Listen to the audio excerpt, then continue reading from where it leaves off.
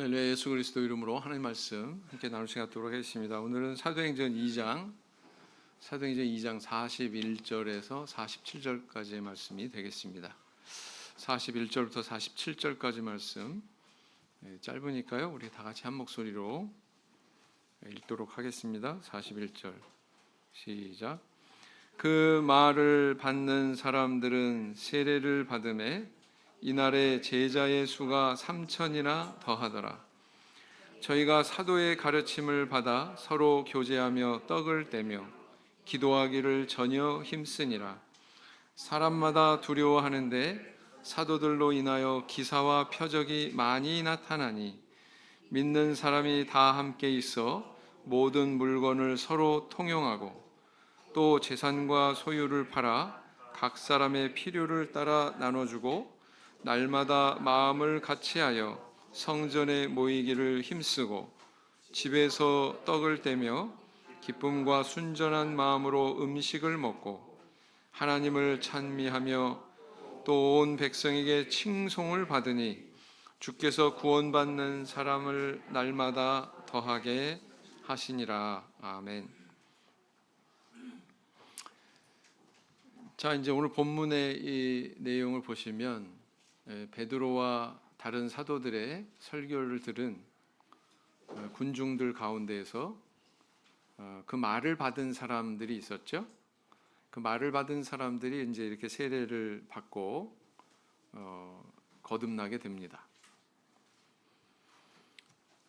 3,000명이라고 하는 숫자가 우리 성도님들 어떻게 받아들여지세요? 많습니까? 적습니까? 예? 우리보다는 많지요. 한국 총회보다는 어떻습니까? 많지요. 예. 근데 저는 비교의 대상을 이렇게 한번 가늠을 해봐요. 이때 모였던 군중들이 수십만 명이라고 그래요. 왜냐하면 그 절기를 지키기 위해서 이 백성들이 모여들었는데 보통 인파가 아니죠. 좀 신기하기도 합니다. 왜냐하면 성지순례 가보면 그게 그렇게 넓은 그런 도읍이 아니거든요. 넓은 성이 아니거든요. 정말 사람들로 북적거렸겠다. 언젠가 우리 성도님들 TV에서 메카에서 그 이슬람 교도들이 이렇게 성전을 돌면서 순례하는 걸 보셨습니까? 거기서 때로는 이렇게 인파에 휩쓸려 가지고 사고가 나는 경우도 있죠. 많은 사람들이 죽었다, 그런 뉴스 보도가 나오기도 하고 그렇습니다. 아마 그랬을 것이다. 예루살렘에 이때 모였던 사람들의 수가. 근데 그 가운데 3,000명에 많아요, 적어요? 저는 적다고 생각합니다. 3,000명밖에 안 됐구나. 그 많은 사람 중에. 네. 아무튼 이제 이 그 신앙을 받아들인 이 초대교회 성도들이 굉장히 감동적이었던 것 같아요. 마치 우리 성령을 처음 받았을 때 느끼는 그런 정말 천국이 따로 없구나. 그거 아세요? 그 성령 받으면은 거의 느끼는 게 거의 비슷하더라고요. 우리 송 집사님 간증 내용을 듣다 보면 유튜브 영상에 있죠. 이렇게 세례 받고서 이렇게 오는데 세상이 그렇게 모든 게 아름답더라 이렇게 말씀하시지 않습니까? 세례 받는 사람, 성령 받는 사람은 다 똑같은 것 같아요. 저도 우리 교회 들어와서 대학교 1학년 때 이렇게 세례 받고 성령 받았을 때 교회에 딱 왔는데요. 야, 여기가 정말 지상 천국이구나. 천국이 따로 없구나. 여기가 천국이구나. 라는 느낌을 순간 받았습니다. 순간. 근데 저만 그런 것은 아니더라고요. 네.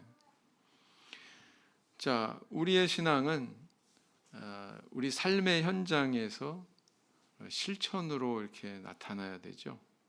구원받은 사람은 구원받은 사람으로서의 삶을 살아야 된다. 근데 그것이 어떤 의무나 규정이 아니라 그냥 자연스럽게 우리 마음속에 그런 욕구가 발동이 돼서 그런 삶을 살게 되는, 이것이 오늘 이 본문에서도 발견이 되는 그런 초대교회 모습 아니겠습니까? 예, 하나님께서는 우리 입술이 아니라 우리의 손과 발을 주목하십니다.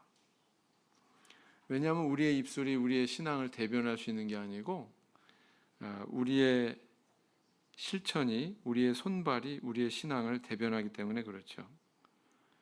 그래서 이제 야고보서에 보면 이러한 실천의 중요성에 대해서 이렇게 기록을 하고 있습니다. 야고보서 2장 18절, 야고보서 2장 18절.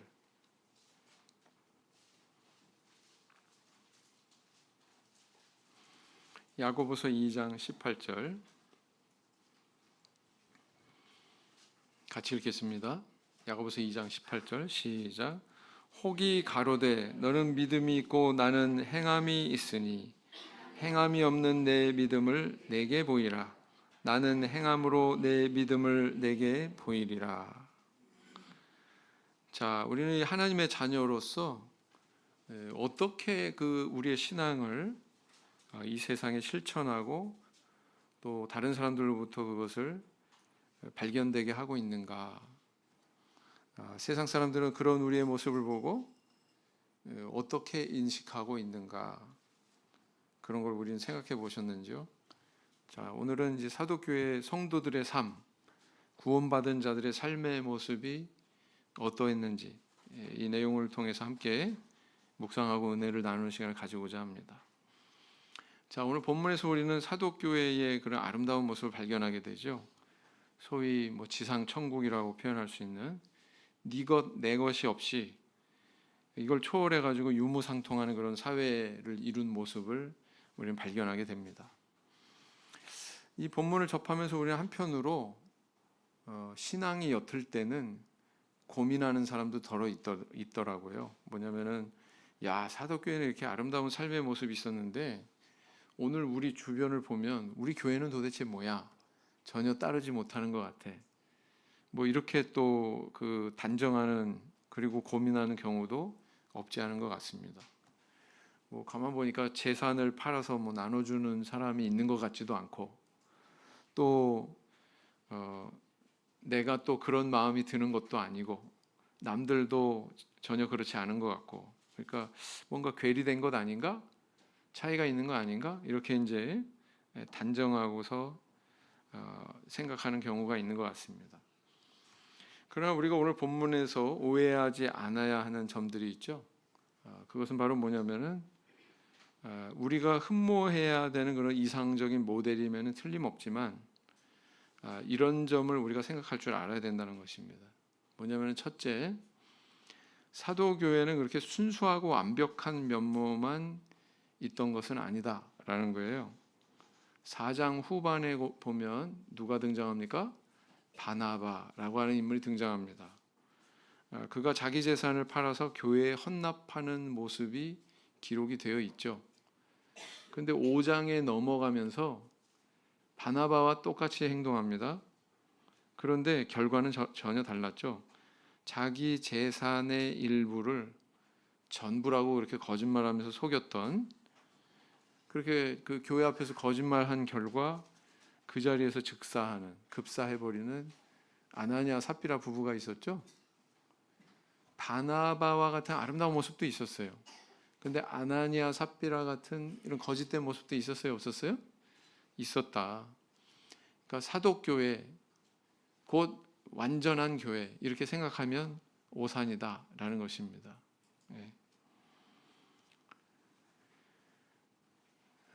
둘째는 뭐냐면은 이 유무상통의 아름다운 모습이 한시적이었지 영구적으로 지속된 모습은 아니었다라는 것입니다. 이것을 오해하지 않아야 된다는 거죠. 모든 지역에 있는 모든 그런 사도교회 모습이었을까요? 아니었죠. 그건 아니었습니다. 데살로니가 전후서를 읽어보면 그것을 우리가 좀 발견할 수가 있는데 데살로니가 교회의 경우 공동체 생활을 했던 것 같아요. 그 사람들은. 그럼 이것은 오늘 기록이 된 사도행전의 모습하고 일치가 되죠. 그런데 그 신도들 중에서 문제 있는 분들이 나타났어요. 무의도식하는. 아예 뭐 이제 예수님 곧 재림하실 건데 뭘 일해? 어? 일할 필요 없어. 라면서 또 밥 먹는 건 그냥 먹고 무의도식하는 그런 사람들이, 그런 성도들이 있었던 것 같습니다. 그래서 바울 사도는 이 문제를 해결하고자 교회에 폐를 끼치지 않도록 그들에게 열심히 일하라고, 그죠? 그렇게 권면을 하는 내용을 기록하고 있는 것입니다. 뿐만 아니라 또 야고보서를 읽어보면 어떤 사실을 발견하게 됩니까? 부자와 가난한 자 사이에 어떤 차별 대우가 좀 있었던 것 같은 그런 뉘앙스를 우리 발견하지 않습니까? 가난한 사람이 오면 저 밑에 앉으라고 그러고, 부자인 사람은 여기 로얄석에 앉으라고 그러고, 뭐 그런 내용 기록하고 있잖아요. 그런 걸로 봐서 이런 부자와 가난한 자에 대한 이런 차별의 어떤 상황들이 교회 안에 분명히 존재했다는 것을 우리는 추론하게 됩니다.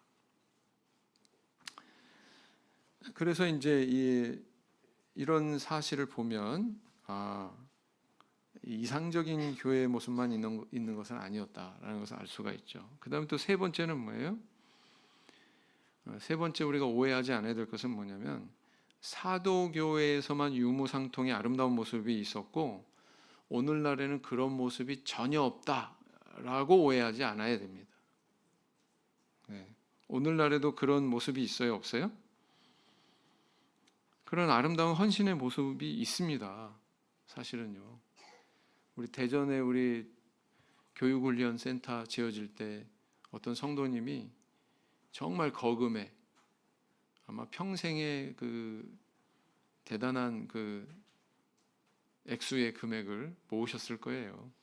근데 그것을 헌금하기도 하셨습니다. 어때요? 사도들의 발 앞에 두니라 일치합니까? 안 합니까? 교회에 헌납한다는 뜻이라고 했죠. 사도들의 발 앞에 두니라, 이 표현은. 그런 분도 계시고요. 또 뭐 우리 교회 에덴 장학회 또 기금 얼마 안 되는 거라고 할 수도 있을지 모르지만 꾸준하게 이렇게 기탁하는 그런 성도님도 계세요, 안 계세요? 그런 분도 계세요. 그리고 또 교회에도 어떤 모습이 있습니까? 어떤 교회는 거금을 들여가지고 임대를 내서 생활관을 운영하는 그런 교회도 있습니다. 그래서 지방에서 상경한 유학생이나 아니면 뭐 직장인이나 이런 형제자매들에게 기숙 시설을 제공하는 거죠. 자, 이런 모습들은 사실은 사도교회에 이렇게 유무상통하는 모습이 현대에 이르러서 다른 형태로 실현되고 있다고 볼 수 있어요, 없어요? 볼 수 있는 겁니다. 그걸 통해서 무슨 뭐 이윤을 추구하고 그런 거 아니잖아요. 전적으로 정말 우리 한 가족 같기 때문에, 그리스도의 피를 나눈 형제 자매라고 생각하기 때문에 이루어지는 그런 행위들이 아니겠습니까? 그래서 오늘날에는 이런 사도교회의 유무상통하는 그런 아름다운 모습은 전혀 없다. 우리 교회는 사도교회와 달라. 이렇게 생각하는 것은 잘못된 생각이다. 그래서 오해다라는 것입니다. 한시적인 현상만 보거나 부분적인 내용만 보고 이렇게 판단하고 생각하는 것은 우리가 주의해야 되죠. 이걸 주의하지 않으면 다른 방향으로 나가요. 그래서 공산주의도 나오는 거 아니겠습니까? 집단 자살하기도 하는 그런 이상한 교단 출연하는 이유가 여기에 있지 않습니까? 그렇죠? 공동체 생활하다가 뉴스에서 간혹 나오죠. 자, 그러면 사도교회가 이렇게 아름다운 모습을 가질 수 있었던 비결이 어디에 있나? 이게 우리에게 중요하겠죠. 그 비결은 어디에서 찾을 수 있을까요? 가만히 관찰해 보니까 바로 이런 점에 별다른 점이 있었습니다. 첫째는 뭐냐면 예배가 하나님의 은혜에 완전히 잠기는 그런 아주 신령한 예배를 드렸다라는 것을 알 수가 있습니다. 예배를 통해서 하나님의 은혜에 잠겼어요. 2장 46절을 본문 말씀 2장 46절 다시 보시겠습니다. 날마다 마음을 같이하여 성전에 모이기를 힘쓰고 집에서 떡을 떼며 기쁨과 순전한 마음으로 음식을 먹고 그랬어요. 자, 이 오순절에 세례받고 시작이 된 이 공동체는 이 아름다운 모습이 도대체 어디에서 출발하고 있습니까? 그들은 사도들의 가르침을 받아서 날마다 마음을 같이하고 성전에 모이기를 힘썼다, 이렇게 기록하고 있습니다. 안식일이나 집회일에만 성전에 오는 것이 아니라 시키지 않았는데 스스로 자원해서 즐거운 마음으로 날마다 성전에 모였다, 이렇게 기록하고 있습니다. 그래서 이렇게 막태동한 사도교회의 첫 번째 특징, 그것은 바로 뭐냐면은 예배의 은혜에 잠겼다. 예배에 대한 그들의 태도가 특별했다라는 것을 발견하게 됩니다. 바로 이게 출발점이라는 거죠. 예배에 오시면 우리 성도님들은 어떠세요? 기쁘고 즐거우십니까? 아니면 의무감에 앉아 계십니까? 김세한 목자가 자리를 비우면은 성도님들의 자리도 비워집니까? 아니면 여전히 동일합니까? 지난주에 제가 비웠죠? 확인은 안 했습니다. 확인을 안 했어요. 안 하고 여쭤보는 거예요.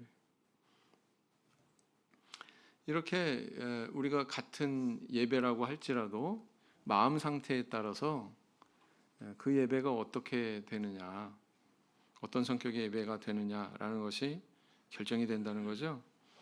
어느 외교관에 대한 이야기예요. 외교관이 얼마나 바쁩니까? 굉장히 분주한 일상을 보냈어요. 그래서 그 가정에는 별로 그렇게 신경을 쓸 겨를도 없었습니다. 모처럼 이제 휴일을 맞아서 집에서 이제 편히 쉬고자 했는데 쉬면서 이제 독서도 하고 뭐 수면도 좀 취하고 한가롭고 여유로운 그런 시간을 보내고자 생각을 했습니다. 그런데 식구들은 생각이 같았을까요? 달랐을까요? 네, 달랐죠.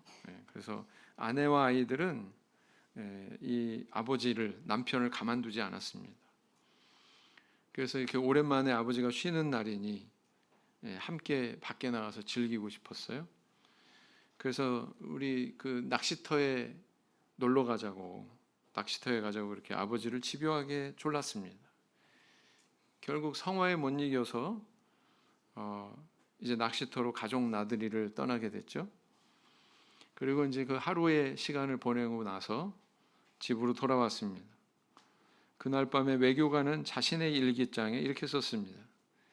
나는 오늘 아이들과 노느라고 소중한 하루를 망쳐버렸다. 반면 아빠와 시간을 보냈던 아이들은 자기 일기장에 이렇게 썼습니다. 오늘은 아버지와 낚시를 갔다. 맛있는 음식도 만들어 먹었다. 재미있게 놀았다. 오늘은 정말 즐겁고 행복한 최고의 날이었다. 이렇게 다를 수 있죠? 같은 장소에서 같은 일을 하면서 그 같은 시간을 보낸다고 할지라도 이렇게 차이가 있을 수 있다. 무엇의 차이점이죠? 마음의 차이점이죠. 마음의 차이점. 하나님께 예배드리면서 온전히 하나님께 마음이 향해야 되는데 마음이 엉뚱한 곳에 가 있어요. 그래가지고 안식일에 안식하겠다고 교회 오면서 온갖 그냥 여러 가지 걱정거리, 집생각 뭐 이런 것들이 우리 머리를 채우고 있다면 그게 안식이 안 되죠. 예배가 또 예배가 되겠습니까? 만약에 그런 삶을 우리가 산다면은 안식일이 기다려지는 것이 아니고 안식일이 너무 빨리 돌아와. 일주일이 뭐 이렇게 빨리 돌아와. 그런 마음을 가지게 된다라는 것입니다. 우리 성도님들 어떻습니까? 예배 참여가 즐거우십니까? 즐겁고 기쁘세요? 저는 이게 말씀 준비하면은요 참 힘들기도 하지만 기쁘고 즐거워요. 기쁘고 즐겁습니다. 예배 드리는 성도님들도 제 마음과 같기를 원합니다. 교회 문 안에 들어서는 순간 즐거워야 되고요. 예배 드리고 나서 아주 행복할 수 있어야 됩니다. 교회 들어올 때 정말 새파에 찌들은 그런 얼굴을 하고 들어왔어도 교회 나갈 때 예배 드리고 나서 이렇게 나갈 때는 누구의 얼굴이 돼야 돼요? 모세의 얼굴이 돼야 됩니다. 하나님을 뵌 모세의 얼굴이 돼야 된다라는 겁니다. 출애굽기 34장 29절 말씀을 보시겠습니다. 출애굽기 34장 29절 말씀을 보시겠습니다.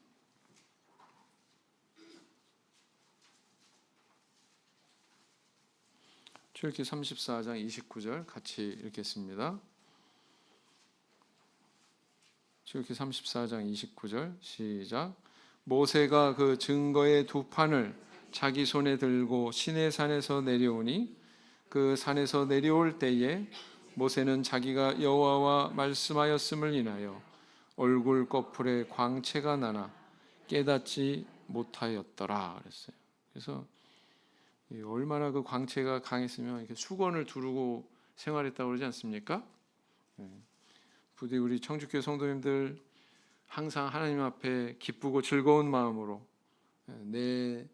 내가 지금 있는 이 장소 이곳에 온 그 목적과 일치한 마음가짐으로 하나님 앞에 나아갈 수 있는 저 우리 성도님들 되길 원합니다.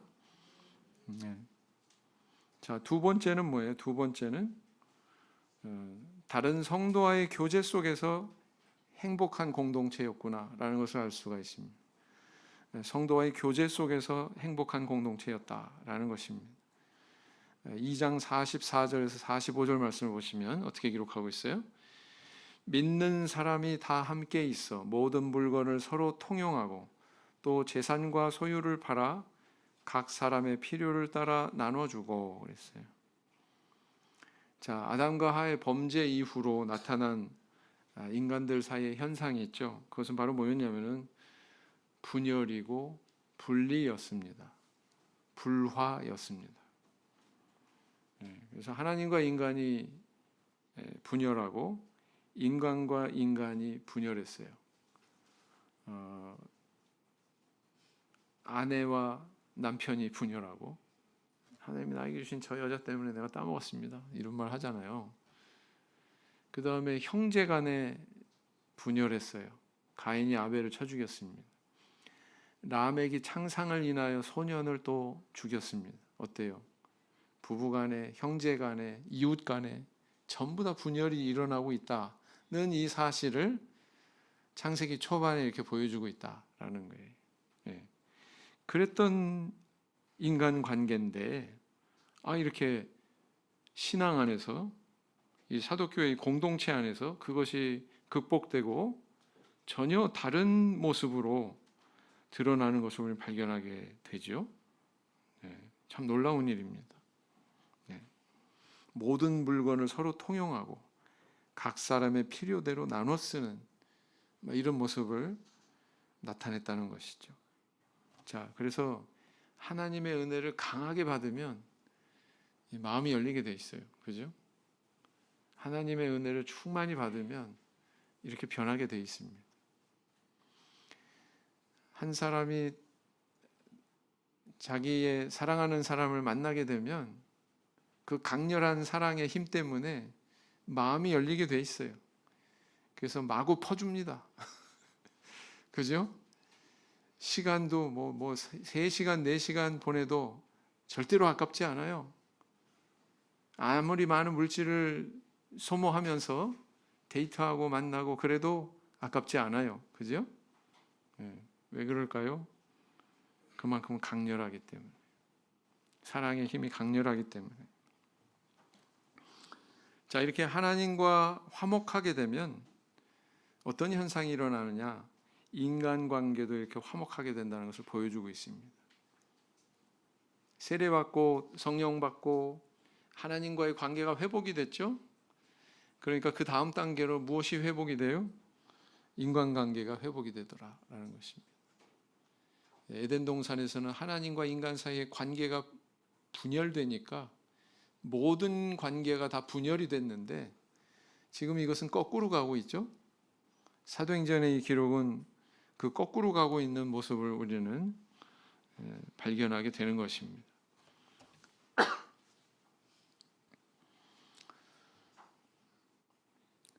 새는 한쪽 날개만 있으면 날 수 없습니다. 두 날개를 온전히 구비해야 날 수가 있죠. 자, 비행기도 한쪽 날개만 있으면 뜰 수 있어요, 없어요? 네, 두 날개가 양쪽으로 좌우로 있어야 하늘을 날 수가 있습니다. 이처럼 교회 안에도 하늘을 향해서 비상하게 하는 두 개의 날개가 있다는 것을 알 수가 있습니다. 그 한쪽 날개는 뭐예요? 앞서서 말씀드린 것처럼 하나님과의 온전한 예배. 네. 그 다음 다른 쪽 날개는 뭐예요? 성도 사이의 온전한 교제. 네. 이것이 바로 교회가 소유해야 되는 두 개의 날개다, 이렇게 비유할 수가 있습니다. 사도교회는 어떤 교회였습니까? 이 두 개의 날개가 다 있었다. 정말 하나님 앞에 온전히 예배드리는 그런 모습이 있었고요. 정말 사람과 사람 사이에 온전히 교제하는, 사랑으로 교제하는 그런 모습이 있었던 것입니다. 그래서 이것은 오늘날 우리에게 이런 교훈을 주고 있죠. 한 성도가 예배는 잘 드리는데 만약에 사람과의 교제는 무성의한다거나 또는 사람과의 교제는 활발한데 하나님께 예배드리는 모습은 부실하다거나, 그러면 이거는 어때요? 정상적인 신앙이 아니다. 개인도 그렇고 교회도 마찬가지입니다. 저는 지금 우리 교회가 오후에 이렇게 신도회로 운영이 되는 게 성경에도 부합이 된다. 사도교회의 모습과도 부합이 된다. 이렇게 판단합니다. 왜 그럴까요? 오전도 예배, 오후도 예배, 예배 끝나고 집으로 가면 성도 간에 교제하고 사랑을 나눌 수 있는, 진실한 인간관계를 나눌 수 있는 그런 기회가 없거나 적어지겠죠. 그죠? 네. 근데 이게 해소가 되고 있단 말이에요. 지금 우리 한국의 거의 모든 교회가 그래서 오후에 신도회 예배로 전향이 되면서 굉장히 활기를 띠는, 안산도 얼마 전에 시작했잖아요. 광주도 이제 시작하려고 하잖아요. 참 좋은 구상이다. 좋은 그런 계획이다. 이렇게 볼 수가 있습니다. 그래서 이게 두 날개다. 만약에 우리 교회에 어떤 문제가 발생했을 때 우리는 이렇게 진단할 수도 있을 것 같습니다. 뭐냐면은 두 날개 중에서 어느 쪽 날개가 문제지? 이렇게 진단할 수도 있지 않겠습니까? 우리 성도님들 개인도 마찬가지예요. 내 신앙을 점검하는데 내 신앙이 어떤 영역이 문제지? 하나님하고 소통하는 게 문제인가? 아니면 이웃과 소통하는 게 문제인가? 이거 점검할 수 있겠죠? 네. 그런 기준이 될 수 있다라는 것입니다. 네. 이렇게 사람과의 교제를 통해서 하나님께 예배드린 우리의 신앙도 전달될 수가 있습니다. 네. 그렇기 때문에 여기까지 나가야 된다는 거죠. 사람과의 교제가 있어야 된다라는 것입니다. 바로 그 단계가 우리 하나님께서 바라시는 바다, 이렇게 볼 수가 있어요. 우리는 그런 차원에서 보면 다 움직이는 전도지다, 이렇게. 움직이는 전도지다. 뭐 그런 말 있잖아요. 어떤 사람이 막 뭐 박식해가지고 막 뭐 물어보면 막 줄줄줄줄 잘 나와요. 요즘에는 AI가 그 역할을 하지만, 그러면 걸어다니는 백과사전이다, 뭐 이렇게 이야기하지 않습니까? 그런 것처럼 우리는 어떤 존재다? 걸어다니는 전도지와 같다, 이렇게 볼 수가 있습니다. 전에 한번 북부연합 활동이 있을 때 한 번은 모교회에서 산행 행사가 있었습니다. 근데 그 교회의 한 자매님이 직장 동료를 그 산행 행사에 초대를 했어요. 그래서 이제 초대받은 그분과 같이 우리 교회 자매가 등산을 했습니다. 그 등산하는 행사 중간에 우리는 다 알잖아요. 그죠? 모르겠어요. 이 충청지구나 아니면 남부 지역에 그런 행사가 있는지 모르겠는데 북부 연합에서는 언제 한 번은 뭐 도봉산 가고 뭐 언제 한 번은 뭐 칠보산 가고 뭐 이렇게 가끔 같이 산행을 해요. 산행 행사를 합니다. 그러다 보니까 뭐 다 알잖아요. 우리는 뭐 어느 교회 누구 뭐 이름도 알고 심지어 가정사정까지도 알고 다 아니까 등산하는 중간에 만나는 사람마다 계속 인사를 하는 거죠. 인사를 하는 가운데 사람들의 어떤 언행이나 마음씨나 이런 것들이 전달이 되다 보니까 이분이 초대받은 이분이 나중에 우리 교회 초대한 자매님한테 이렇게 말했습니다. 언니네 교회 사람들 참 너무 좋다. 한 사람 한 사람 얼굴이 참 행복해 보여. 조금 있다가는 나도 언니 다니는 교회 다닐래. 이렇게 됐다는 겁니다. 그래서 우리 교회 다니게 됐고 출석해서 오래지 않아 세례도 받고 또 남편도 다른 자녀들도 교회에 오게 되기까지 이런 일이 있었다는 것입니다. 이거 참 흔하지 않은 일이죠. 이런 게 그렇다는 겁니다. 어찌 보면 세상 사람들은 교회 교리나 무슨 말씀보다는 사람들의 얼굴에 나타난 표정과 또 나타내는 태도나 이런 것에 더 민감하게 반응합니다. 거기에 더 센서가 얼마나 발달했는지 아주 기가 막히게 그런 것들을 잡아내거든요. 오늘날 우리는 어떻습니까? 사람들과 진실하게 교제하고 있습니까? 야, 나 교회 다닌다면 저 사람 다니는 교회 다니고 싶어. 뭐 이런 마음이 들게. 그리고 또 우리 교회는 지역사회에서 진실한 교회로 발견되고 있습니까? 부디 이 사도교회가 소유했던 이 두 날개가 온전히 구비되는 그런 우리 교회의 모습을 소망하는 우리 성도님들 되길 원합니다.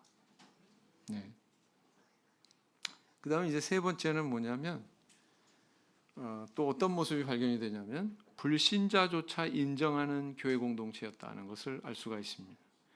불신자조차 인정하는 교회였어요.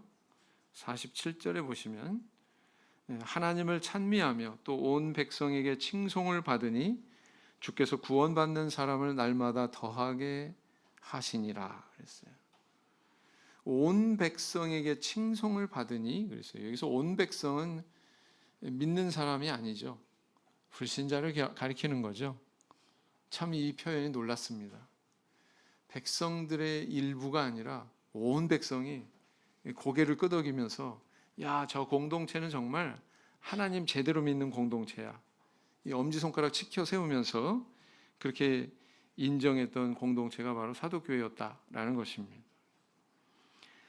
이런 서술을 보면 사도교회는 결코 폐쇄적인 그런 신앙 공동체가 아니었다는 것을 알 수가 있습니다. 그냥 우물안 개구리처럼 살아가는 그런 공동체가 아니었구나라는 것을 알 수가 있습니다. 세상과 소통하고 세상과 만나고 교류했다는 뜻이죠. 43절에 보니까 불신자들에 대해서 기록하기를 불신자들이 두려워하는데 그랬어요. 불신자들이 뭐 했다고요?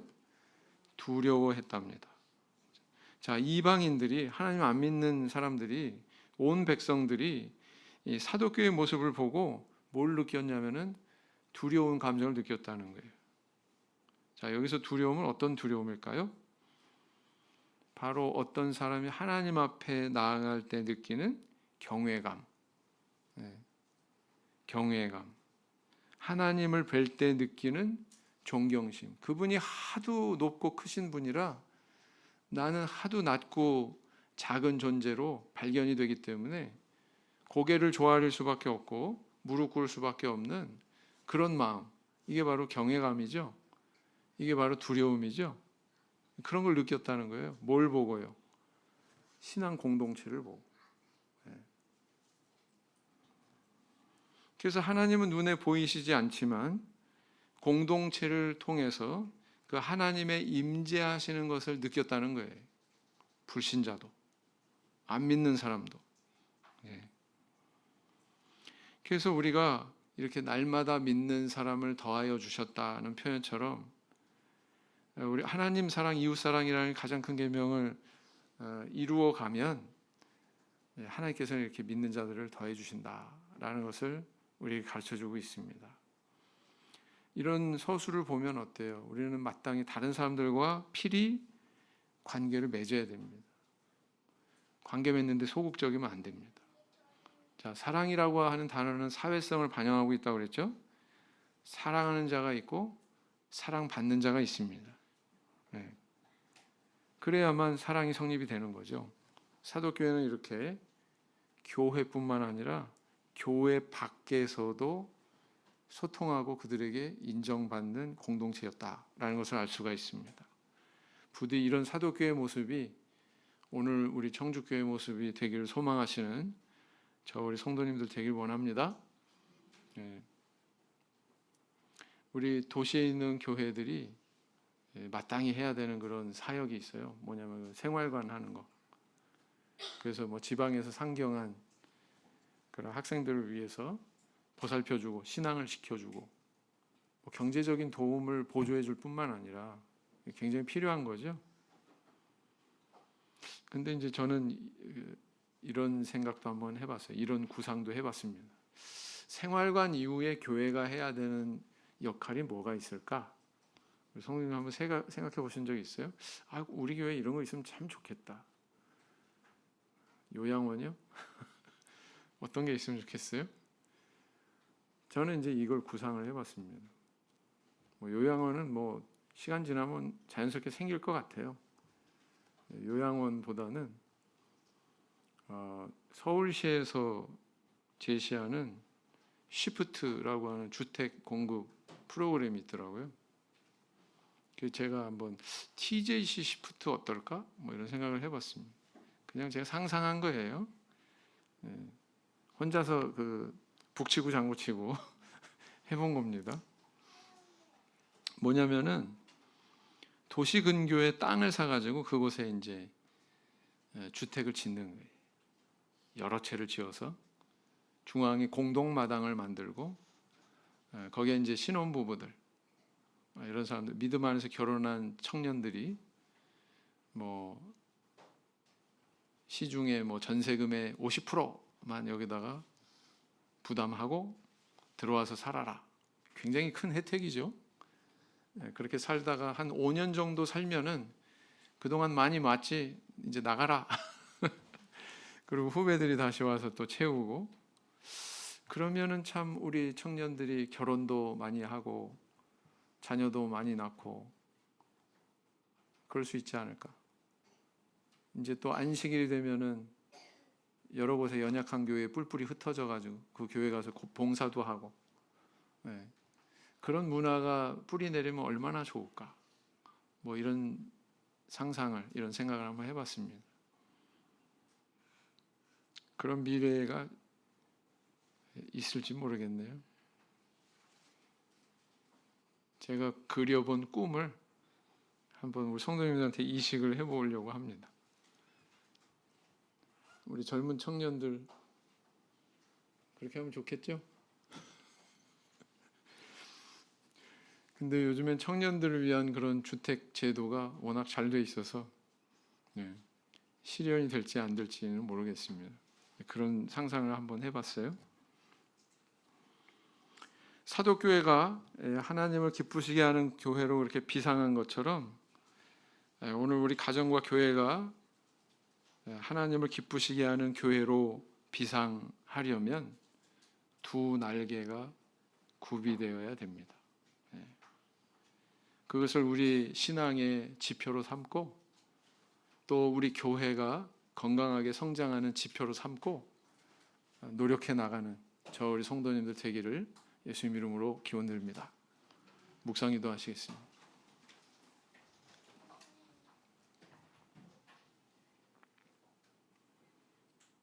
아멘.